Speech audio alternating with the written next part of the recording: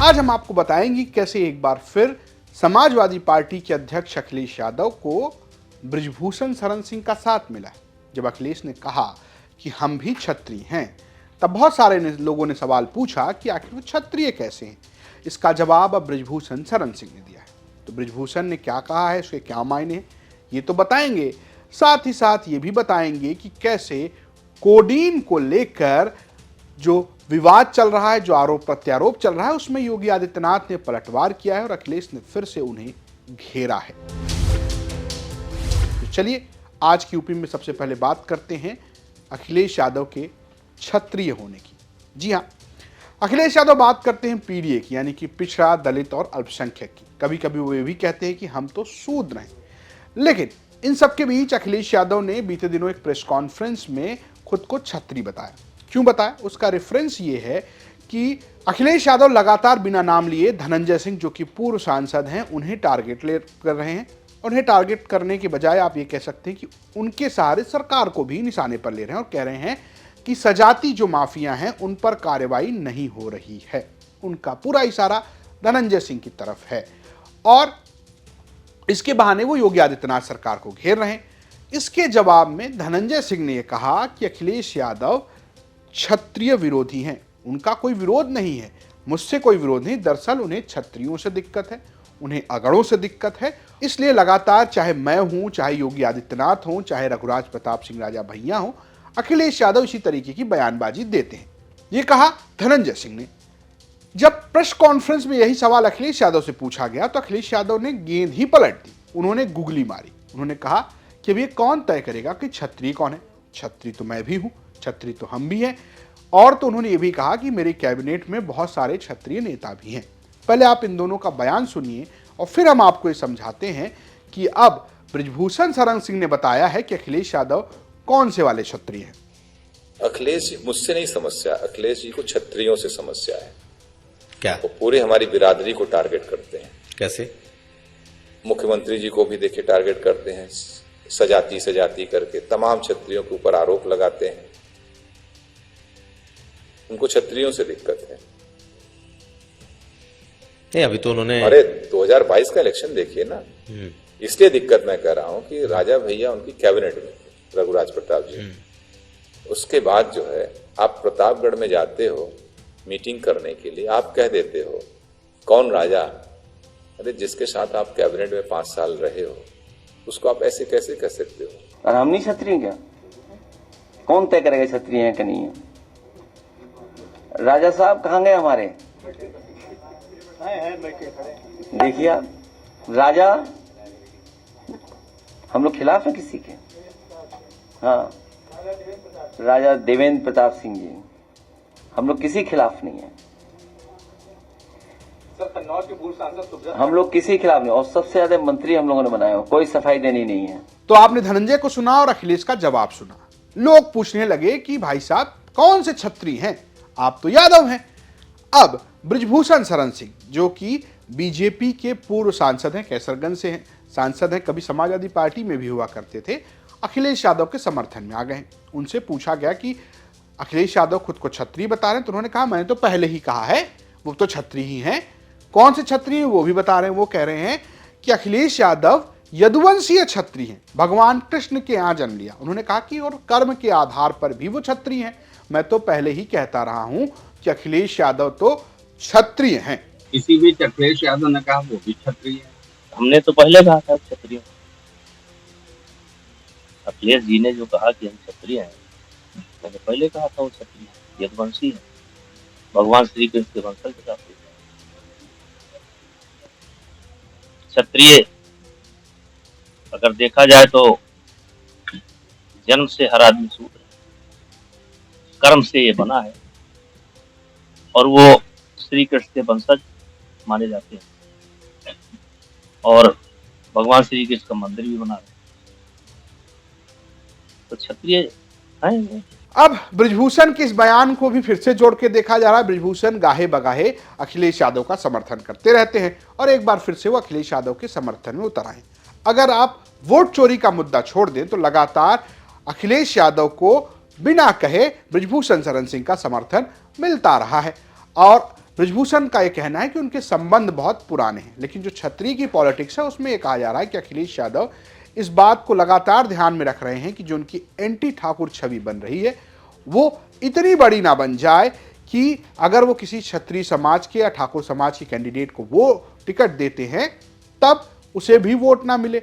शायद यही वजह है कि अखिलेश यादव लगातार इस बात को क्लियर करते रहते हैं और वो सजातीय शब्द का ज्यादा इस्तेमाल करते हैं, प्रभुत्ववादी शब्द का इस्तेमाल करते हैं और ये लगातार देखने को मिला है। वो कभी भी ठाकुर शब्द का इस्तेमाल या क्षत्रिय शब्द का इस्तेमाल नहीं करते। हालांकि वो सरकार और योगी आदित्यनाथ सरकार पर ठाकुरवाद का आरोप खुलकर लगाते और कहते हैं कि थानों में एक जाति की पोस्टिंग, जाति देखकर कार्रवाई नहीं होती है। और धनंजय सिंह के मामले में भी उनका एक कहना है कि धनंजय सिंह के ऊपर कार्रवाई नहीं हो रही। अब आप कहेंगे धनंजय सिंह का मामला क्या है?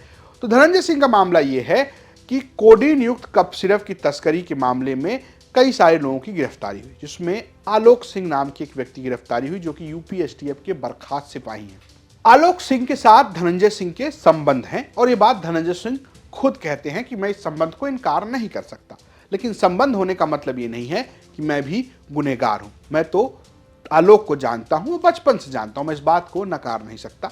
यूपी तक के पॉडकास्ट में धनंजय ने कहा था, आप उसे सुन सकते हैं। 3 नाम आलोक सिंह, अमित सिंह टाटा और शुभम जायसवाल, ये तीनों नाम जब आए तो आपसे सीधा सीधा ये नाम जुड़े। आलोक सिंह आपके बेहद करीबी। बिल्कुल, उसमें हमने कभी डिनाई भी नहीं किया, आज भी नहीं डिनाई कर रहा हूं। आलोक को मैं बचपन से जानता हूं, उसके बड़े भाई हमारे मित्र हैं और इस समय भी पुलिस में सब इंस्पेक्टर भी हैं। इसमें तो हमने कभी डिनाई नहीं किया ना। लेकिन आलोक सिंह ने, देखिए, संबंध, रिश्ते, कौन क्या कर रहा है इस विषय में रोज आप किसी को जान नहीं रहे हैं। अगर मुझे जानकारी होती तो ये विषय शायद यहां तक बात भी न हो पाती, वो इस तरीके की चीजों में इन्वॉल्व ना हो पाता। और मैं एक बात और कहना चाहता हूं आलोक को लेकर भी, जिसको आप बहुत दिन से जान रहे होते हैं। इंटर पास होकर सिपाही हो गया, इस समय बर्खास्त चल रहा है, फर्जी मुकदमे, मैं जानता हूं मुकदमा फर्जी है। अब इसी आलोक सिंह को और इसी कोडीन युक्त कफ सिरप को लेकर लगातार सवाल उठाए जा रहे हैं और अब विधानसभा में भी इसका आपको एक नमूना देखने को मिलेगा। अब बात करते हैं दूसरी खबर की और बात विधानसभा की। जी हाँ, विधानसभा सत्र की शुरुआत हो गई है। शीतकालीन सत्र का पहला दिन हुआ। पहले दिन जो है सुधाकर सिंह, जो कि घोसी से समाजवादी पार्टी के विधायक थे जिनका निधन हो गया, उनको श्रद्धांजलि दी गई। लेकिन श्रद्धांजलि से पहले ही समाजवादी पार्टी के कई नेता तैयारी थे। बाकायदा कप सिरप के बोतल लिए हुए वो लोग सदन के बाहर हंगामा काटते नजर आए। प्रदर्शन शुरू, और ये पहले से ही तैयारी थी क्योंकि अखिलेश यादव ने अपने विधायकों की मीटिंग ली थी और उन्होंने कहा था कि भैया सरकार को घेरना है तो कप सिरप पर घेरना है, क्योंकि कप सिरप का मुद्दा सजाती हो जाता है, यानी कि पीडीए बनाम ठाकुरवाद के मुद्दे का नैरेटिव को गढ़ने का एक मौका मिल जाता है।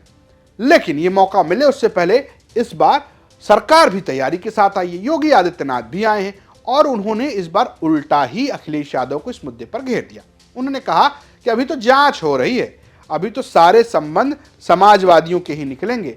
ये अखिलेश यादव की स्थिति ये है कि धूल जो है वो चेहरे पर है और वो आईना साफ कर रहे हैं। जरा योगी आदित्यनाथ को सुनिए कैसे वो कोडीन युक्त कप सिरप के मामले में अखिलेश यादव को ही घेर रहे हैं। यह हर व्यक्ति जानता है कि हर माफिया के संबंध समाजवादी पार्टी से रहे हैं। जो सपा प्रमुख के द्वारा कहा जा रहा है ये वही स्थिति है कि यही कसूर मैं बार बार करता रहा, धूल चेहरे पर थी और आईना साफ करता रहा। यानी फोटो इनकी है उन माफियाओं के साथ, तो स्वाभाविक रूप से अवैध लेन देन में भी संलिप्तता कहीं ना कहीं सामने आएगी। जांच आने दीजिए, दूध का दूध और पानी का पानी सबके सामने आएगा। तो सुना आपने योगी आदित्यनाथ को। योगी आदित्यनाथ कह रहे हैं कि जांच होगा तो दूध का दूध पानी का पानी हो जाएगा। ये जो सारे पैसे की ट्रेल है वो समाजवादियों से जुड़ी हुई है। जांच के जैसे ही रिपोर्ट सामने आएगी सपा के लोग देखते रह जाएंगे कि कैसे वही लोग इसमें शामिल हैं। इसको कहते देर नहीं हुई कि अखिलेश यादव ने पलटवार कर दिया। अखिलेश यादव ने पोस्ट किया, जब खुद फंस जाओ तो दूसरों पर इल्जाम लगाओ, ये खेल हुआ पुराना, हुक्मरान कोई नई बात बताओ।